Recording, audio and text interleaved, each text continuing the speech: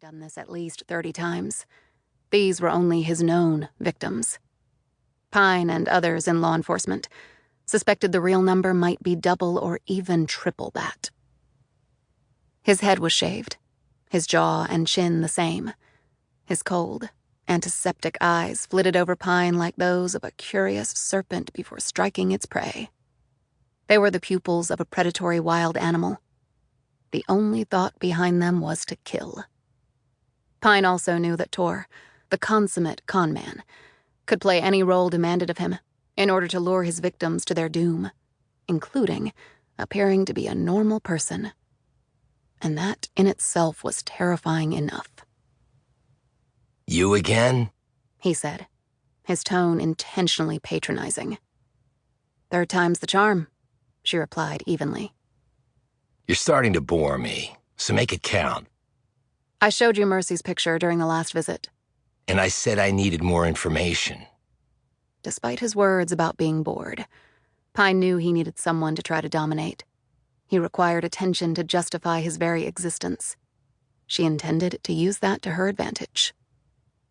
"I've given you all I have." "All that you think you have. I mentioned that last time. I called it homework. Have you done it? Or are you going to disappoint me?" Pine was treading a delicate line here. She knew it. And more important, so did Tor. She wanted to keep him engaged without allowing him to completely overwhelm her. That was what bored the man. "Maybe you have some ideas that might help me." He looked at her moodily. "You said your twin sister was 6 when she was taken." "That's right." "From her bedroom in the middle of the night near Andersonville, Georgia. With you in the room?" "Yes." "And you think I struck you but didn't kill you?" "You actually cracked my skull." "And I performed a nursery rhyme to decide which one of you to take." Eeny, meeny, miny, mo. "So whomever the rhyme started on, it would end on the other because of the even number of words." She leaned forward. "So why did you pick me to start the rhyme with? Because then you knew Mercy would be the loser." "You're going too fast, Agent Pine. You must slow down if we're to get anywhere." Pine instinctively decided to punch back. "I don't feel like wasting any more time." He smiled and rattled his shackles as he responded. "I've got all the time in the world." "Why did you choose to let me live and not Mercy? Was it just random? A coincidence?" "Don't let your survivor's guilt run away with you, and I don't have time for whiners." He abruptly smiled and added, "Even with over 30 life sentences to my name." He acted proud of his legal punishment, and she knew he was. "Okay, but it's important for me to know," she said calmly. "I cracked your skull, so you said. You could have easily died." "Could have, but didn't.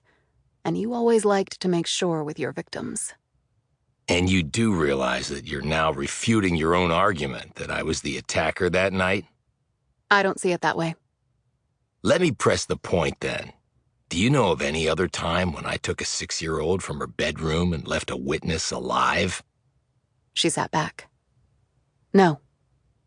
"So why think I did so in your case?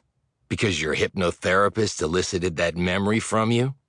You told me about that the last visit. Curious thing, hypnotherapy. It's wrong as often as it's right. Maybe more so. But you would have studied me at the FBI. All of you did, because I was required reading." He added casually, though she could detect a glint of pride in his words. "You said you knew I was operating in Georgia around that time. So you know what I think? The hypnosis didn't produce an actual memory. It merely gave you the basis to form a conclusion at which you had already arrived based on extraneous information." He shook his head. "That would never stand up in court. You put me there because you wanted to put me there, and you didn't have the real person to fill in the blanks in your memories. You wanted closure so badly, you're willing to accept an untruth." She said nothing, because the man could be right about that. As she sat mulling this over, he said, "Agent Pine, have I lost you?" He rattled his chains.